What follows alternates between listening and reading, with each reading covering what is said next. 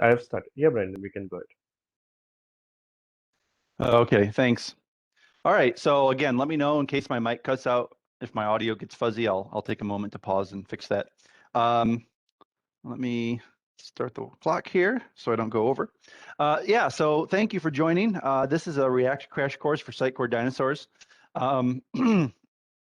Let's just go dive right into it. I'll talk about what a dinosaur is here in a little bit, a Sitecore dinosaur. So you kind of already gave an introduction to me. Thank you, that was excellent. Yeah, my name is Brandon Bruno. I do have a website, Twitter handle.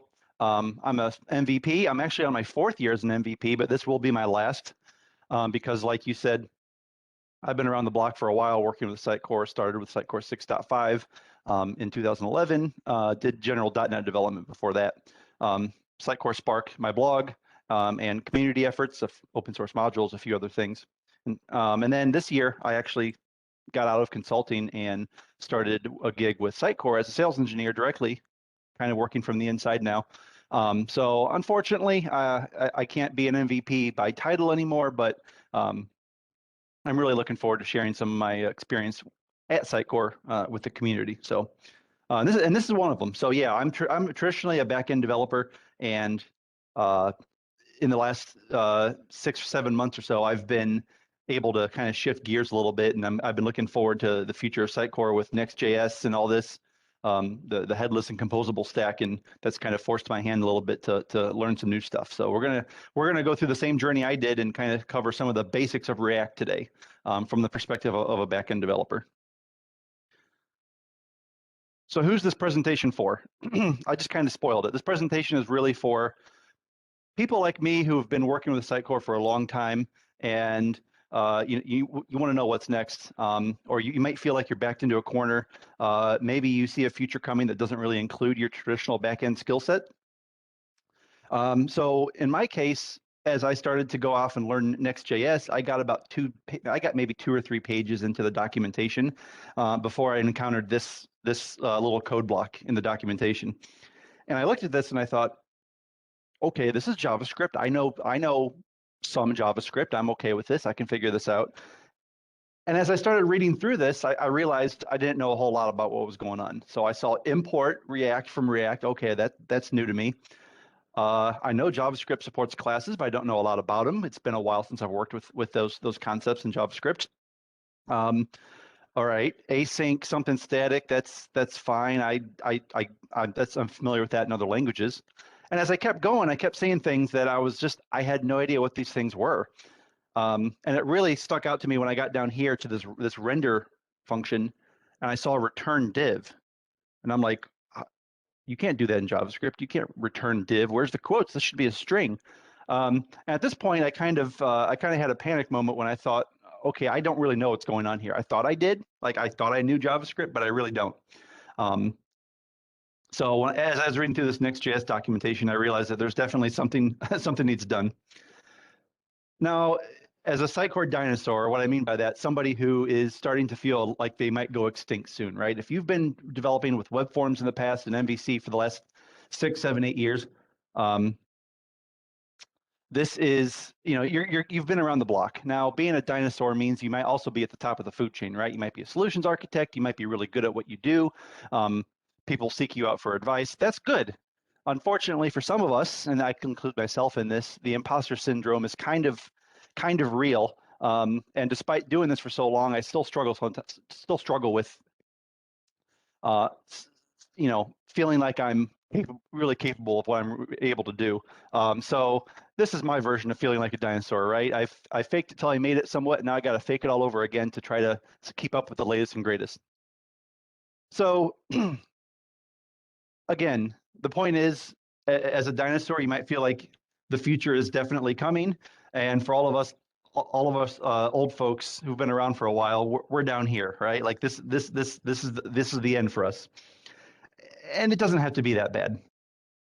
So what I've done is I've started to go off and learn Next.js, and I got only a few pages into that, and I said, wait, I need to stop. I need to go back and learn, catch up on the basics. So what we're going to do today then is we're going to talk about modernizing your JavaScript, and there's going to be a few assumptions made, but generally speaking, I want to cover very quickly a bunch of topics on JavaScript just to make sure we all have the same base to start from. We only have an hour. It's a short presentation. It's called Crash Course for a reason. I'm going to go through topics very quickly and just kind of show you a little bit of everything that you might need to know so you can at least recognize code and parse it and read it and understand it a little bit. Then we're going to cover React basics. We're going to just spend a couple slides talking about what is React and where it is today and how to get started. And then we're going to spend the rest of the time just looking at actual code samples. I didn't want to waste time with pictures or theoreticals. We'll spend most of the time looking at actual functional code. At the end of this, we'll take a look at a quick example. And then I also have all of this code and all of the sample zipped up and ready to go along with the presentation. So we can share that as well if you'd like to take that home with you.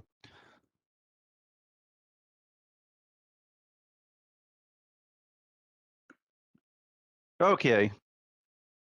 Let me make sure my audio is still good. Yep. Okay. So let's talk about modernizing your JavaScript. Now, this assumes that you know at least ECMAScript 3. If you've been developing for the web for the better part of 10, 15, 20 years, you've at least worked on some version of JavaScript known as ECMAScript 3. This is the version of JavaScript that's been around for quite a while. ECMAScript 1 and 2 came out in the 90s and was iterated on pretty quick. And then JavaScript kind of hit a wall in about 99, 2000. And that version 3 is the version that everyone kind of learned on. The modern web was built from. Things like Gmail, Ajax, jQuery, all these things came about in that time from about 2000 to 2010. And it was good. It's fine. It worked. But what we need to do now is we need to kind of look at the more modern versions of JavaScript that are around, and that's ES5 and ES6. Browser support for these things have been shaky over the last 10 years. Some features rolled out quicker than others, but nowadays ES5 and ES6, the core versions, are definitely widely supported and readily available. So we're going to cover some of those features. There are some other versions that have come along. So ECMAScript is now iterating on an annual basis. So there's a ton of other versions. We're just going to kind of group all those together and just look at all these features here real quick. It's going to take us about 15 minutes to get through, and then we'll dive into the React stuff.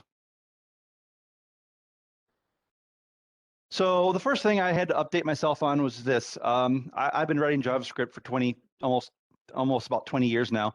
And I've always, this is the first thing anyone learns when they write JavaScript is you have a var keyword for declaring variables. And the problem with this, there's really no problem with it. It's fine, it works. But in JavaScript, there's certain quirks that make this type of variable declaration a little tricky for debugging purposes because that variable gets declared in its current lexical scope.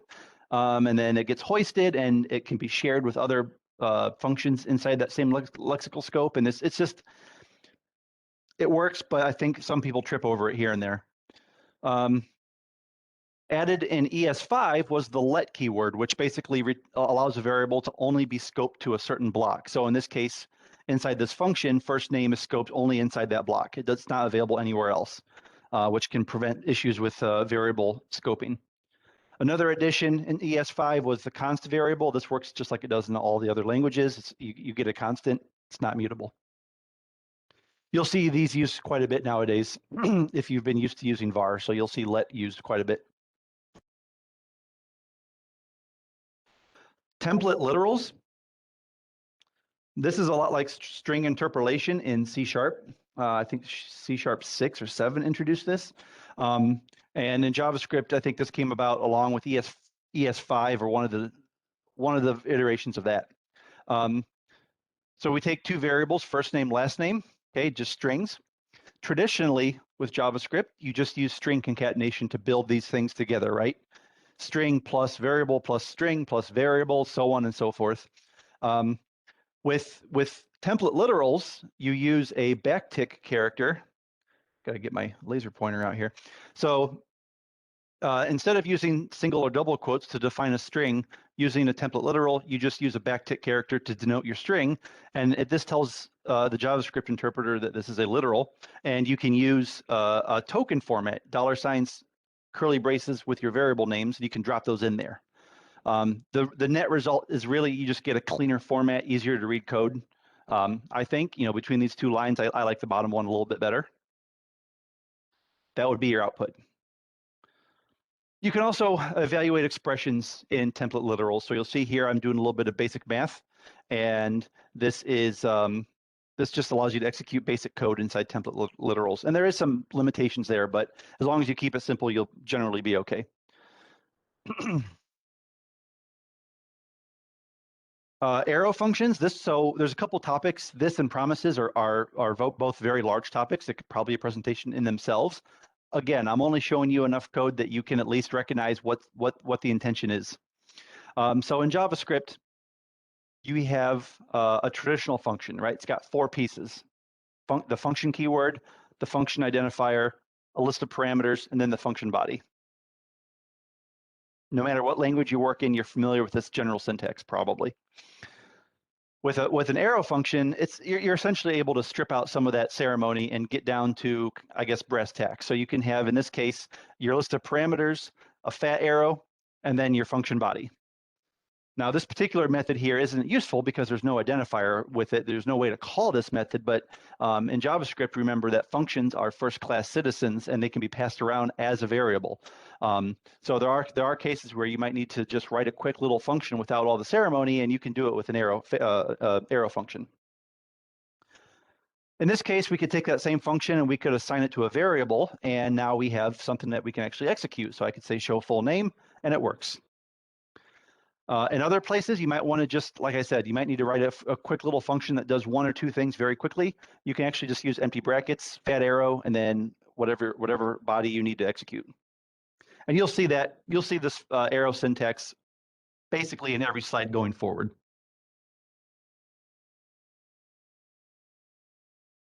So promises, this is a big topic. It's easy to get hung up on this. So I'm going to scoot through it pretty quick. I definitely expect there to be questions here if folks aren't familiar with promises. In short, a promise in JavaScript is the idea that something will execute and it will finish, and it will either succeed or it will fail. Those things are guaranteed to happen. So we're going to do something, call a function, execute some work, and we're either going to resolve it with a success status, or we're going to reject that promise with a failure status. It's really important to keep in mind that these things happen asynchronously. So a promise can execute without blocking the rest of the JavaScript that needs to execute past it. And then when the work is complete, we will resolve or reject that promise. And like I said, they are guaranteed to a certain degree, so you know that there will be a resolve or a reject status to execute at some point. In other words, looking at this concept in code, you probably won't write an actual promise very often. I think promises are usually consumed more than they're written, but this is what a promise might look like. So an actual promise object you would new up, and it takes 1 parameter, which is a function. So you'll notice, again, like I just said, we're using arrow syntax here. So this is a function as a parameter to a promise object. That function passes into 2 parameters, resolve and reject. So this promise will execute some work. It'll go off and do something. And when that work is complete and this method is finished, we'll determine if it was successful or not. And that's up to the developer to figure out what's the success or failure condition. We don't know what it is, we don't care, but in this example, if that method do lots of work succeeds, then we want to resolve the promise. If it doesn't, we want to reject the promise. Again, this is asynchronous. So the resolve and reject method doesn't execute until this do lots of work method completes.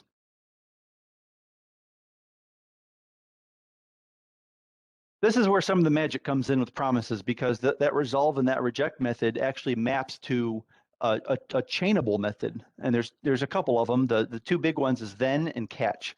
So when you resolve a promise, it looks for the next method in the chain. It's either going to be a then or a catch. So if it succeeds, it will call then, which allows you to continue adding a functionality that, for the resolve method or success method. And then, or if there's an error or a rejection, it looks for the catch method, chain done, and it will execute that, which is your reject or failure method. What this really boils down to is, in practice, you're going to find that you're going to be consuming a lot of methods and libraries that are promises. And we're going to get to a really good example in a moment.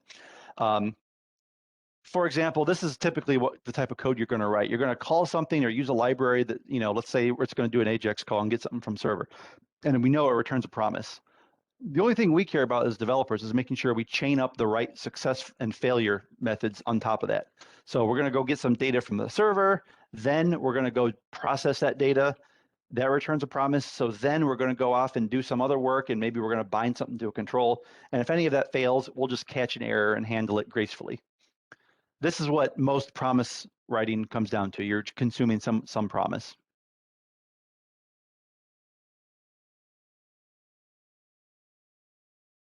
Window.fetch. So window.fetch exists. This is fairly new. I think this is actually ES, I want to say 8 or 9. It's actually much newer than 6. But this is your all-encompassing replacement for things like jQuery.ajax. So if you're used to writing your own XML HTTP requests to do AJAX, window.fetch, or just fetch since it's a global, is kind of an all-encompassing replacement. It will allow you to go fetch a resource on the internet somewhere else, and it will bring that back asynchronously.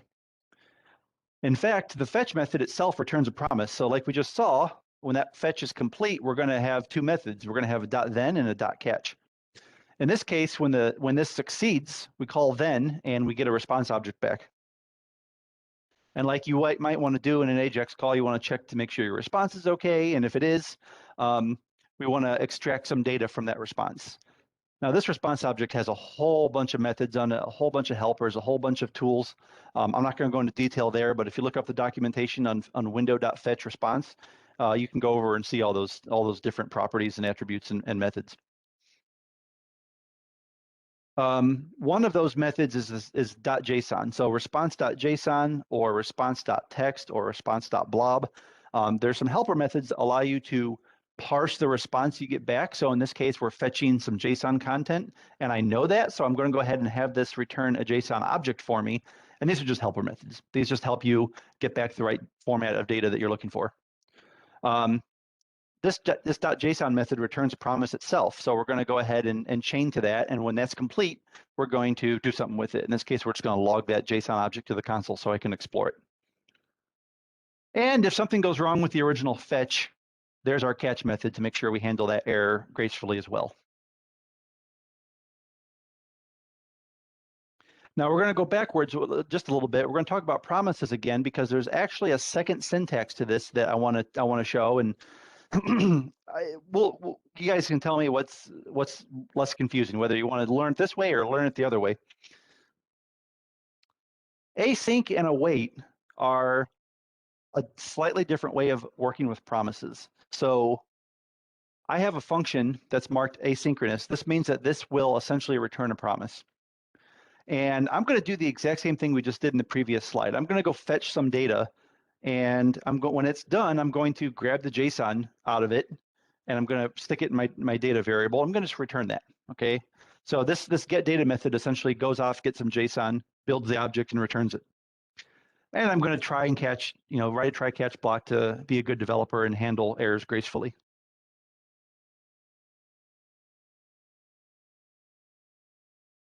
Now, what's important to note here, and there's me calling the method.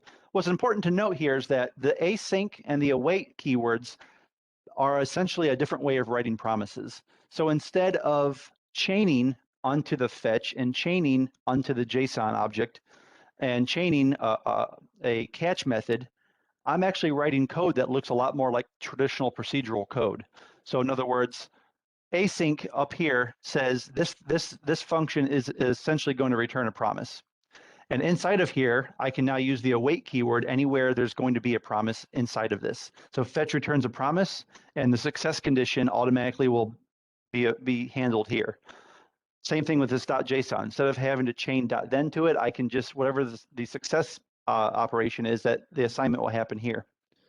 Anytime these would bomb out typically and be rejected, instead they just throw an exception, and then we can handle that with a traditional try-catch block.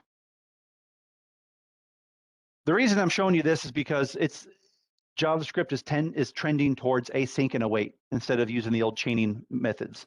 So here's the previous slide doing almost the exact same thing. And really what this boils down to is readability. If you were to read through code and you had to deal with this exact example, which of these two code blocks is easier to read? And that's a question. Maybe it's personal preference, but for me, the code on this slide on the left it looks more procedural. You can read the file top to bottom. I think it's a little more obvious than having to look for all the different chained methods, like all the .thens and all the catches, and it's just a little cleaner. Modules is another concept. This is tricky. I don't want to spend a lot of time here because modules are kind of a mess in JavaScript right now. There's actually 4 different standards for modules, for using modules in JavaScript, and they don't all work in the same place, like at all. The Node folks have kind of gone a certain way. The browsers have gone a different way. So what I'm showing you here is actually what's called ECMAScript modules, ESM. Don't worry about the different versions of modularization. Just worry about the fact that JavaScript does support modules, and you'll have to kind of figure out, depending on your environment, depending on your tooling, you're going to use a slightly different version of modules, but they all do essentially the same thing. In this example, let's say you have a person.js file, and in that file, I'm going to have 2 methods, and I'm going to, at the bottom of that file, export those methods. So say hello, say goodbye, let's export them out. Somewhere else in a different file, I might want to bring those in. So using this syntax, import say hello and say goodbye from person.js. The only difference between all the different module systems here is the context in which they execute, and a little bit of syntax differences. So CommonJS is the one I think Node uses. So that's required JS is based on CommonJS. So you've probably seen that syntax before. It's somewhat similar to this. Anyway, once I import those into a different file, I can use those. The whole point of modularization in JavaScript is the ability to break down large programs into smaller individual chunks that you can then, like you would in other languages, you can import into certain places and trim down some of the fat from your code base. The reason this is important to learn is because in React, components break down really easily into modules, and you'll end up traditionally writing 1 component per module, and then you'll simply include the components you need in the locations you need them. So we're almost to the end of JavaScript then, so we'll talk a little bit about classes. JavaScript, since ES5 includes classes, this is really just a way, like it is in other languages, to encapsulate logic. So in JavaScript, you can define a class just like this. The constructor pattern here is a little different than other languages. You can only have 1 constructor per class, and that constructor gets called implicitly when the object is instantiated or newed up. So in this case, I'm just setting up some variables, first name, last name. I can provide a method to add some functionality to that class, and then I can new up that class, and I can, do whatever I need to do with it. That's the basic version of it. Classes are also supported. They support inheritance, single inheritance, not multiple. That's due to the prototypical nature of JavaScript as a language. So I have a teacher that extends person. I can do the same thing. I can have a constructor for that teacher. And this is the difference here with inheritance. You can call the super method, which will instantiate the parent class. So this super first and last method here will call the person constructor and fire off everything it needs to do there. And then I otherwise go through and set up the rest of my method, or the rest of my class. All right, we're going to switch gears then, dive into React. Do we want to stop for any questions there, or do you want to wait till the end? I'm fine either way.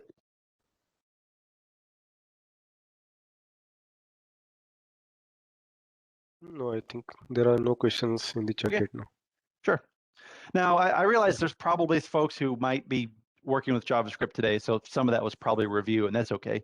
But once we start looking at some React examples, you're going to see a lot of those pieces used. So I want to make sure we've all at least seen some of that code and understand the basics.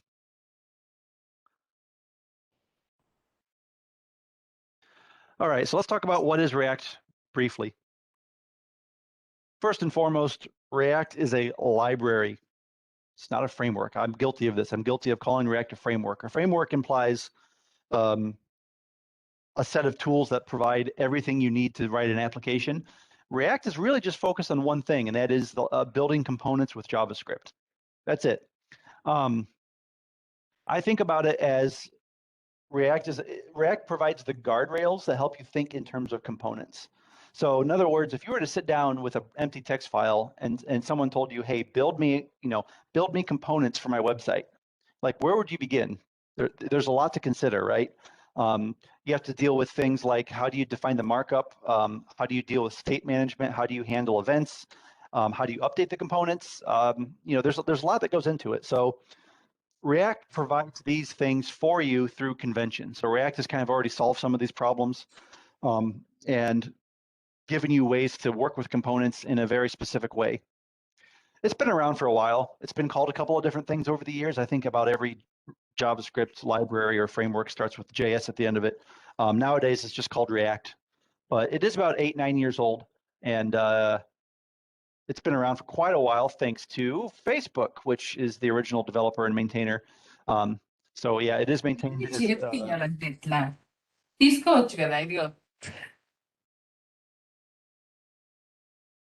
Was that somebody with a question or just not on mute?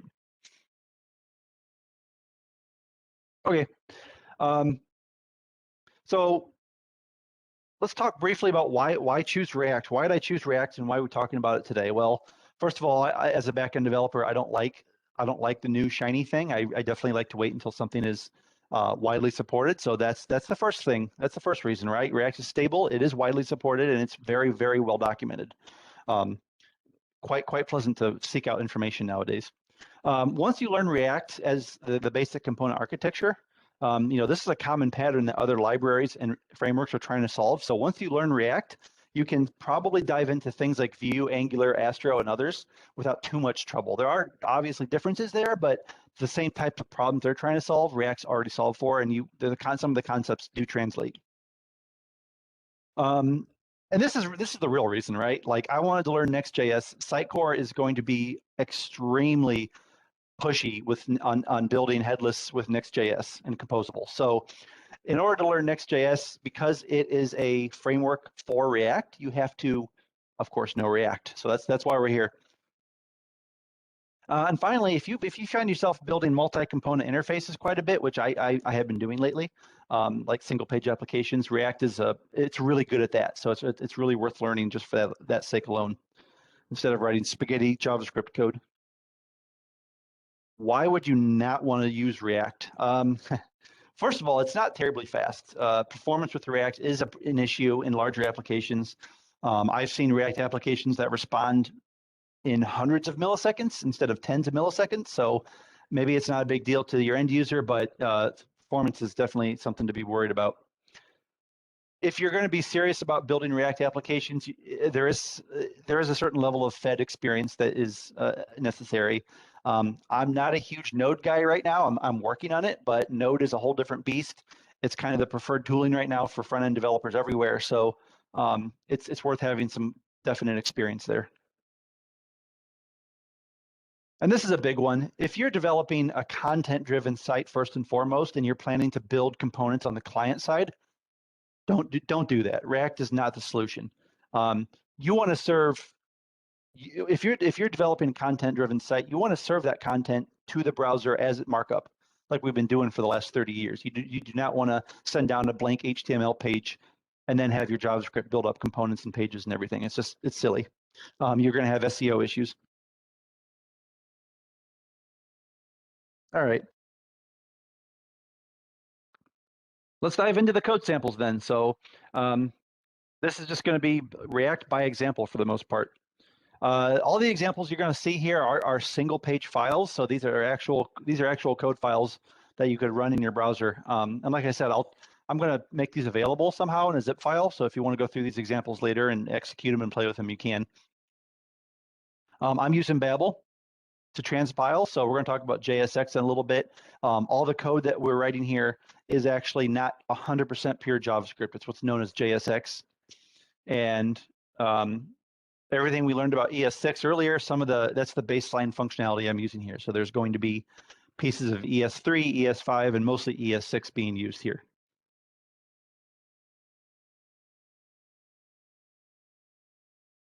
All right, so this is a complete functional HTML file. I have some includes up here. I have React Development, React DOM, and Babel. So these 3 files are necessary at a minimum to make this work. We must target a root somewhere. So when you render something to a page, you have to target some element on the page. So we just have a div here. And we're going to be writing some inline script here. And you'll notice that the type of this is text Babel. And it looks like JavaScript. It's mostly JavaScript. We're actually going to be writing JSX here. And then Babel's going to transpile this for us. So going forward, you'll see that everywhere. And this is it. This is our hello world example. So the React DOM.render method is what you're going to see in every single slide going forward. This is what updates the DOM, the virtual DOM, and this is what also renders content to the page. So this takes 2 parameters. This takes an element, which is this H1 here, and we're going to talk a little bit about that real shortly in the next slide. And then it takes a container or a target. So 2 parameters for this method: your content and your target, your element and your container. So if we let this render out to the browser, this is the end result that you would see in your browser. Pretty simple. Now that H1 tag that we looked at right there, that's written in JSX. JSX was developed for React essentially. I think it was submitted as a standard to JavaScript.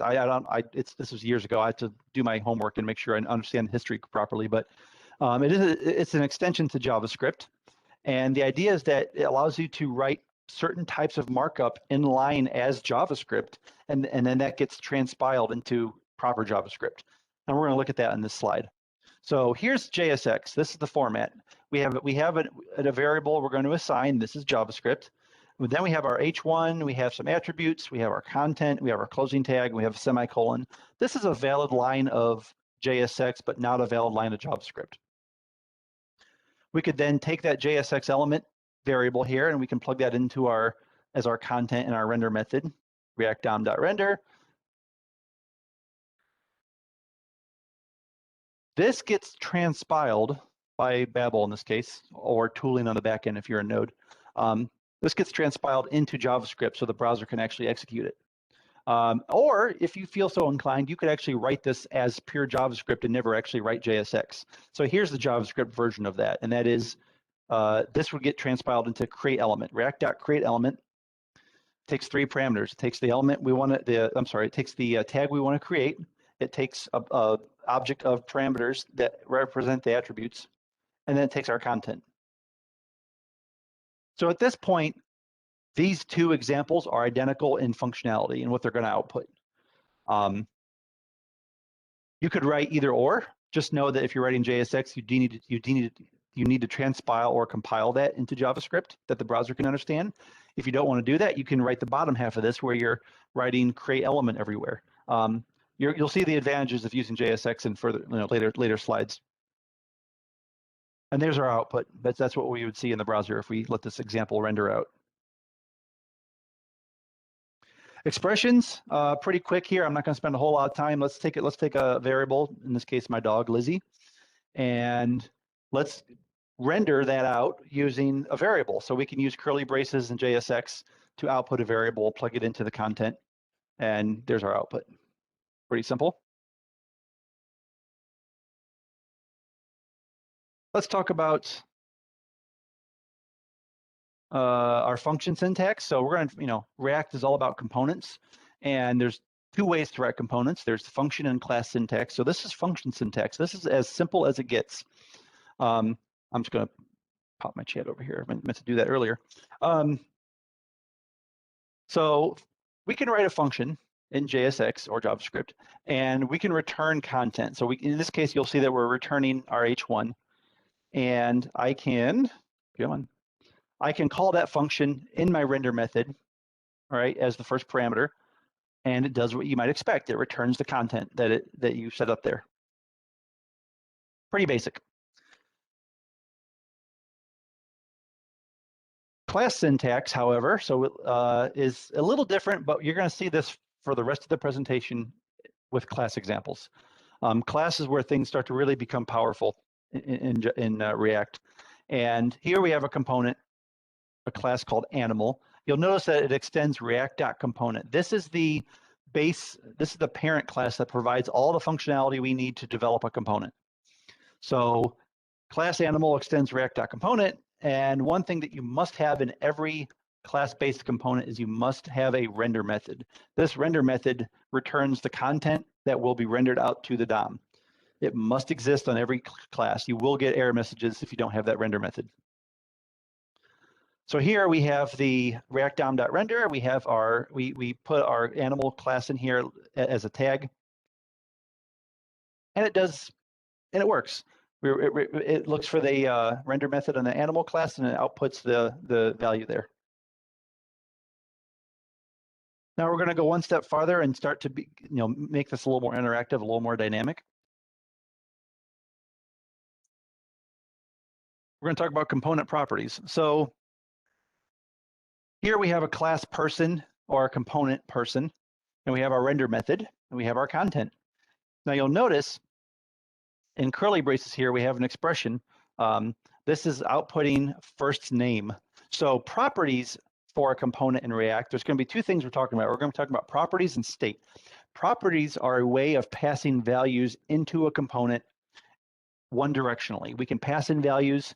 We can't update the values. We can't manipulate them, but we can pass them in and we can utilize them. And that's what we're doing here. So in this class, there's always going to be a props property available, and we can put whatever we need to on that. So if we look at our render method, then we're going to render out this person. We're going to pass in a property. And you can put as many properties here as you need. Now, you'll notice in this example, there is an error here. This actually won't work the way you might think. The error is there's a mismatch in property name. So I'm rendering out first name, but I'm passing in last name. In this case, React doesn't care. If something doesn't exist on the properties, it's fine. It doesn't crash. It doesn't bomb out. It doesn't exist. It doesn't exist. So in this case, it would actually render nothing. So if properties can be passed into a component one directionally and utilized largely for content purposes and configuration, state is all about maintaining just that, maintaining state. So you want to maintain the value of variables in a component. State is what you want to use. So here's a class, here's a component, building, and we have our constructor. And in this constructor, we have the previous slide had this.props. Here we have this.state. Now state is maintained and provided through the React.component parent class. And this is, excuse me, this is where you pass in an object to state, and you're going to give it all your values. In this case, we have floors and we have price. You'll notice that price is coming in through the properties. So that's a value we're going to see in a moment. Then we have a render method to output the values of the current values of state. So if we have, let's say our render method, we have a building and we pass in a price here as a property. You'll see it comes in as a property. We assign it the state of price to that value. That render method would output something that looks like this. Now with state implies that there's going to be change over time. So as this component exists and goes through a life cycle, values might need to be updated on that component. And at some point, you're probably going to need to update the state to change a value. Now you can assign directly to this variable if you want, but that skips some of the other steps that React goes through in terms of updating the DOM and updating state, updating other components. So let's say on that class, we have a method called update building info. There's a method that you must use. Excuse me. There's a method called setState. And setState takes a list of values and key pair values that you want to update. So let's say we want to change that price of 225 to 250.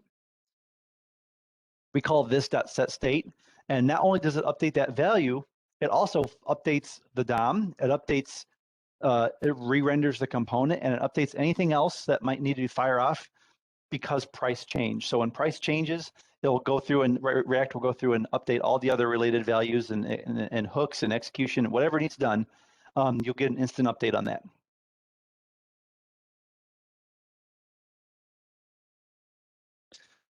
So obviously there's a lot more to this.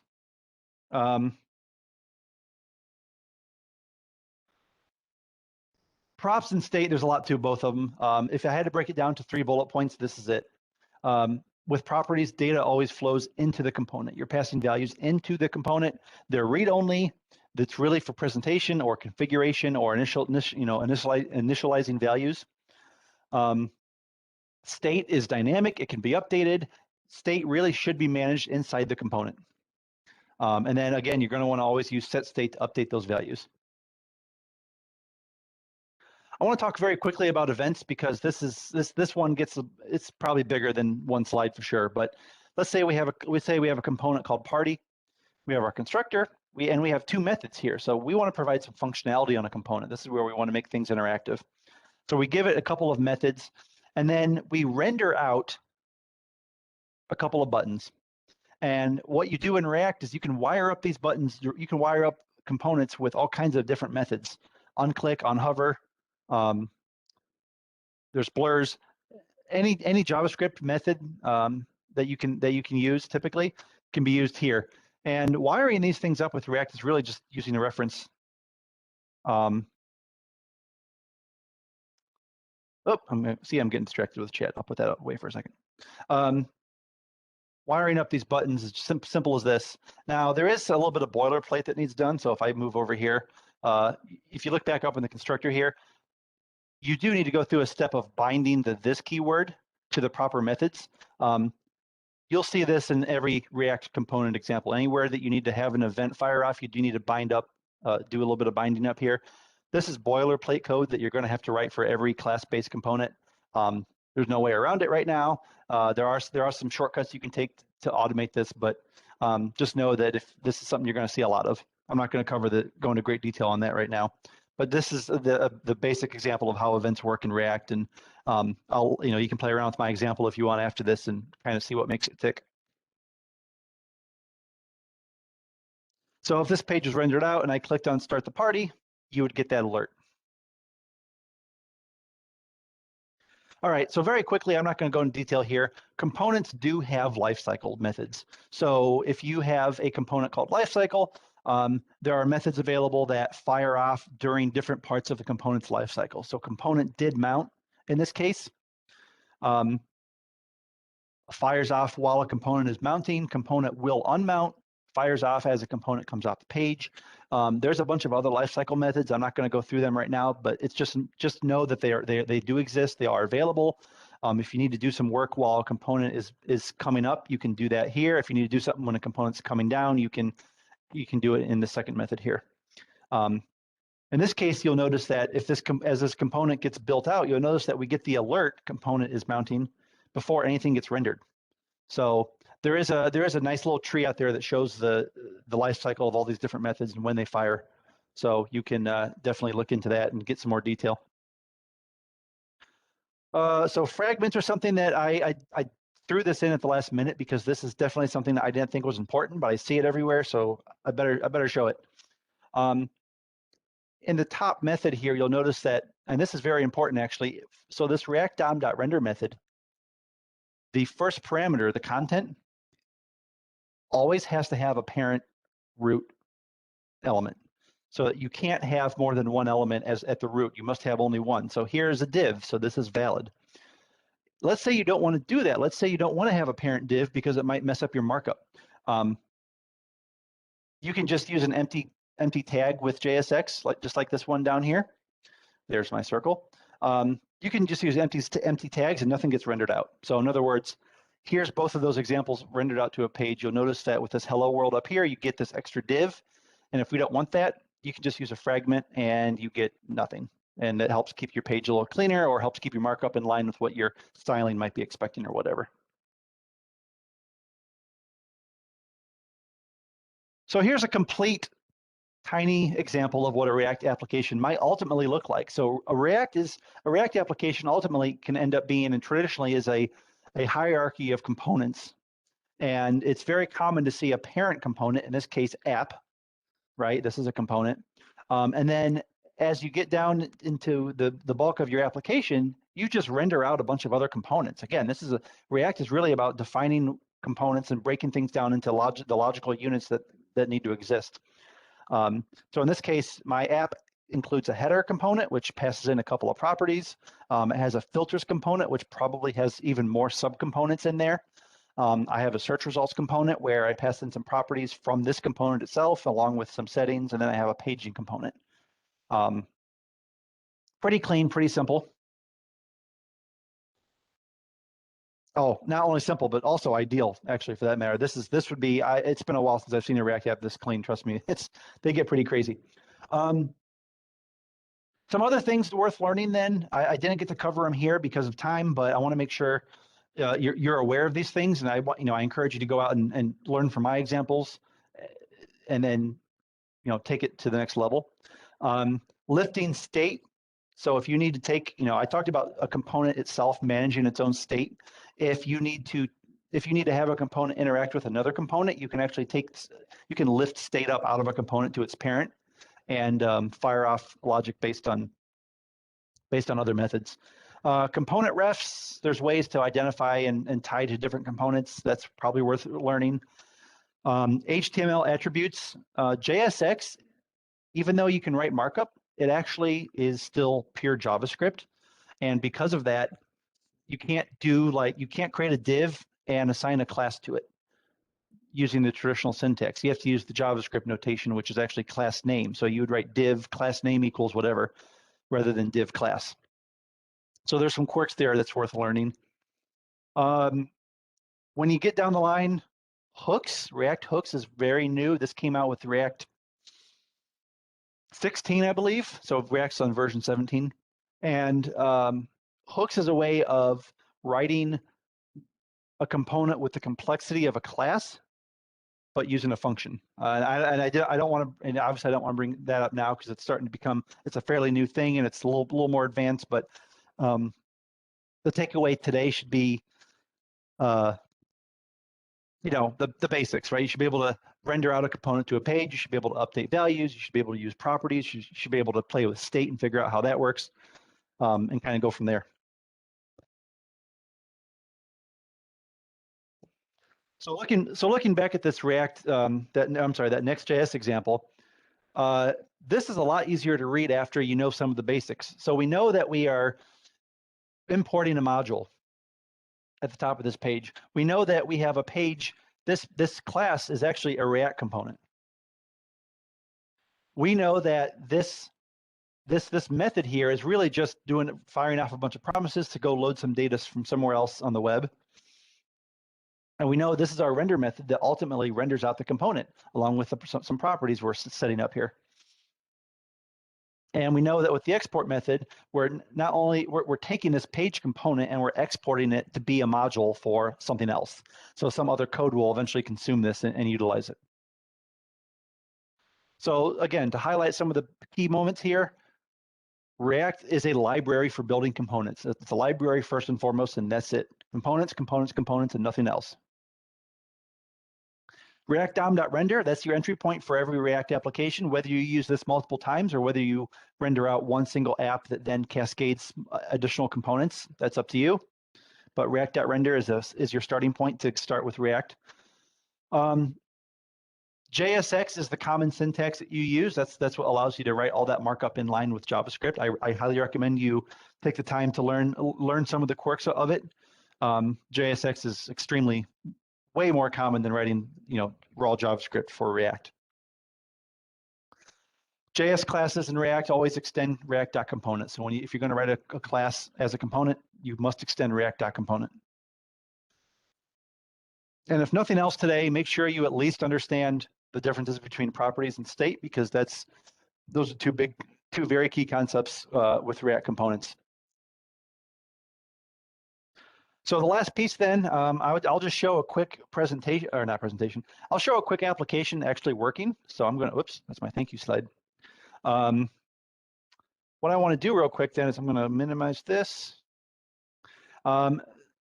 This is a little React application I wrote just for demo purposes, so it's very basic. This is the hiking trails of North Georgia where I live, and we can filter these by name. I can type in a name, and you'll notice that the interface updates right away. Preachers Rock. I can filter by rating, so I can see difficult trails, I can see moderate trails, I can clear filters. You'll notice that each of these cards certainly is a component, right? We have a title, we have an image, we have some attributes down here. If I view page source on this, there's nothing here. This is it. This is my application. There's obviously a bunch of boilerplate I need to get this set up here. And then here's my root element. And then I have a bunch of stuff for the application. I have my components here listed out. I have the app itself, and then I have an index file. So very quickly, I'm going to flip over here, and here's that index file we just saw. If I open up this index.js, make that a little bit bigger. If I open up index.js, you'll see this is where I start my application, react-dom.render, and I render out my app. So if I go into my components folder here and I open this up, you'll see here's my application, here's my app, that single starting component. Here's my constructor. I'm bringing in some properties. I have state right here where I'm setting up some initial data that I want to maintain. And then like I said, there's a bunch of boilerplate code you have to write to make events work, and that's what some of this is here.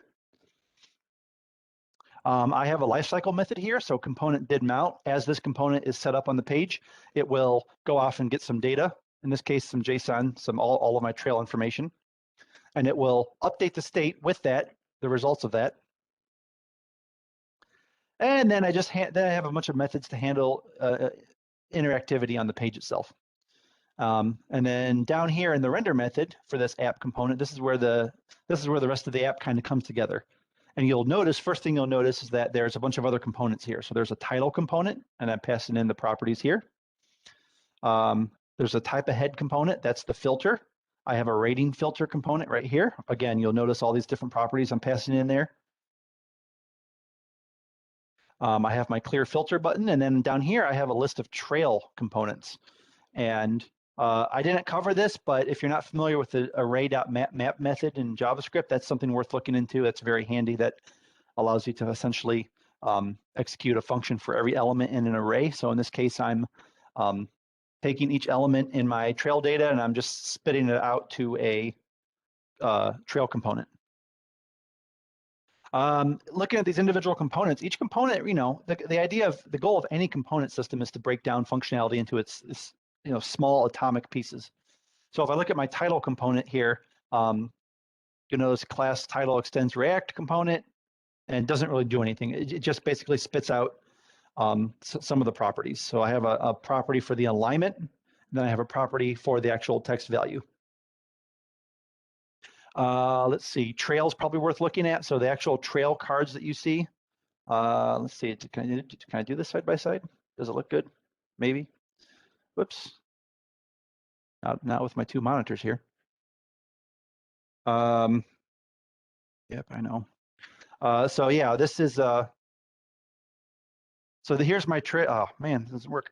So here's my trail component, and you can see the code side by side. You can kind of break this down. There's the title, there's the image. Everything comes in as a property.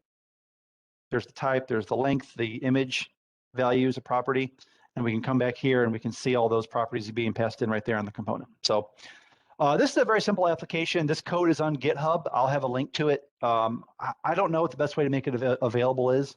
I can tell you that if you go to my my GitHub, it will come in. I bet that works. Look at that, right to it. You can find this example. I think it's public. I'll double check and make sure it is. Yeah, React demo. So this is the source code for that application. You can actually go through and see this code, pull it down, play with it yourself, kind of see what makes it tick. This covers almost all the topics we talked about in the presentation. So it's just the basics. It's just enough to get you started and kind of hopefully help you understand React a little bit better. All right, so that's it for me. I'm out. I know I'm out of time as well, but I'm willing to take some questions and whatnot. Sounds good, Brendan. Thanks for this knowledgeable session. So what I'll do is there are a couple of questions. I'll narrate that to you one by one, and we can see how many questions we can take. So the first one Sure. is if we can manage the state with React itself, why is Redux used? Let me see. Let me double check that.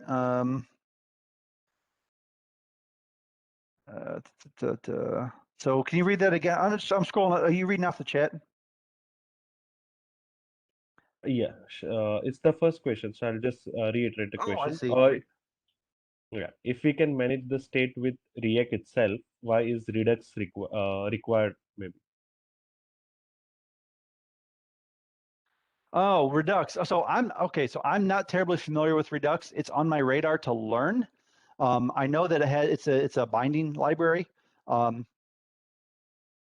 don't have a good answer to that. Okay. React State can be tricky to work with because by default React State. I'm trying to think of a non-answer that kind of might work. I know that React State is very, very tied to the component itself, and it's very hard to lift that out of the component gracefully. I mean, and the code you have to write can get kind of messy. So I could see the need to have another library help manage component state, and that's probably why. But I don't have a good answer to that. I want to be able to explain to you why Redux is a good thing right now. No problem at all. Yep. I can share it's not necessary that we need to answer all the questions. If you want, I Sure. can, the questions we can answer later. I can just share that on email and then maybe we can reach out to the participant. Yeah, Yeah. absolutely. You're more than welcome to follow up. I'll gladly send some more information along later if you'd like. Yeah, That's no sure. problem. So I'll What just else? jump to the next question. So it is, Sure. could you please explain about the server side rendering in JS React? How is it different from client side implementation for a developer? Yeah. I had a come on, go. I did have a slide for this, and I took it out. So I wanted to cover this, and this is really just because of time. If you're not, if you're like me, you probably have been developing backend for a while, and you know that with backend, you execute code, you create an HTML page, and you send it down to the browser. And nowadays, we're back to the point where we're doing the same thing with front end technologies, right? We're saying, hey, let's use these cool front end things like React, and well, we can't do it. We can't execute this in the browser and get a reliable web page. We have to compile it ahead of time and render it. Here's the slide I wish I could have probably squeezed in there. So I do talk a little bit about server-side rendering versus static site generation, and that might help answer the question. Let me make sure I got the actual, where's my chat here? I want to make sure I got the actual question right. The biggest difference is that it's probably this middle column right here. So in both cases, when you're writing, you can write JavaScript, React, intended to be used the same way, whether it's in browser or server side. Server side rendering is where each page gets generated at request time. So like this top row right here, when a page gets requested, that's when React goes through some server process builds the page on the fly. It executes React, it executes whatever needs to be done to build the page right then and there, and then it sends that completed HTML down to the browser. You can contrast that with static site generation, where the entire web page gets built ahead of time, and then that completed page gets stuffed up into the cloud or a server and gets sent down. Server-side rendering especially with JSS, is a lot like, that's where you need like a node host to be able to do that server-side processing when the request comes in. It's very, very, very much like MVC rendering, right? It's very much the same thing, like a traditional ASP.NET application. When you request a page, the server assembles everything that needs to be assembled and then spits out the page. Just done with a different set of tools, essentially.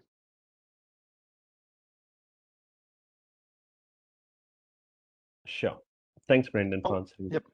Yep. So the next question is, for performance point of view, what is better, function-based or class-based component? Yeah, that's a good question, and that's something I would love to talk about if we had more time. Function-based components are very, very slim. I'm gonna go find my slide here. So with a function-based component, there's not a lot to it. It's literally just a function, and whatever you supply in that function gets executed. It's very, very slim. It's very, very quick.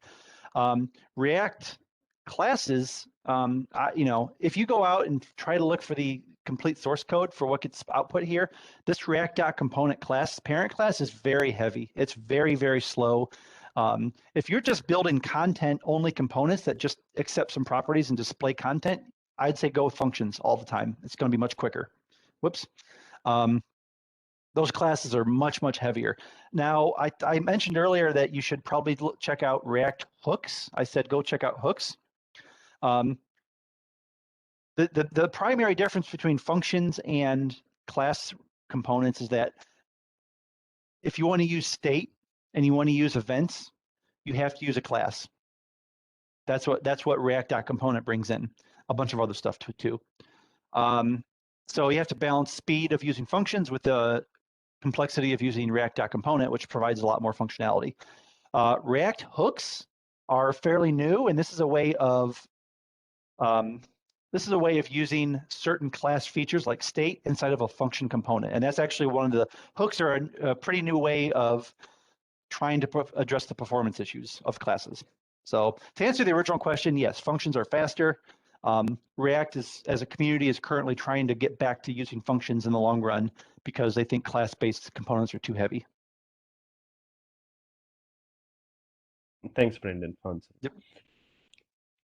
So next question is, what is the best way to manage a user sessions in React? So that's a good question. I'm working on that right now, actually. So now, what do you mean by user session? Can you clarify? Are you talking about like an actual what would be similar to a user session state, maybe on the server side, right? So all the information about a user, logged in status, any Yes. user information. Are you just talking about that? Yeah, that will be user sessions means, yeah, I think the login states and all the Yeah. claims that we pass across the journey of the user. So again, React is really just about building and managing components. So state like that would be managed somewhere else, right? You'd want to find a different tool or library to do that. This is exactly where Next.js comes into a little bit, not necessarily for session state, but like it's providing more of those pieces, right? React is just components, just build components.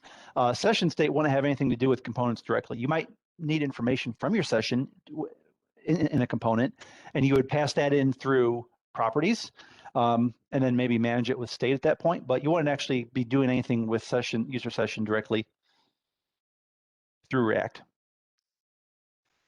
Thanks. So Yep. next is related to learning. So I'll just ask that question. For a backend developer who has limited experience on JavaScript, how long does it take to learn JavaScript, React.js, and Next.js? And do you suggest building any small projects to learn practically? Yeah, so I mean, that's exactly the exercises I went through. I've been a backend developer for 20 years and 15 years, and I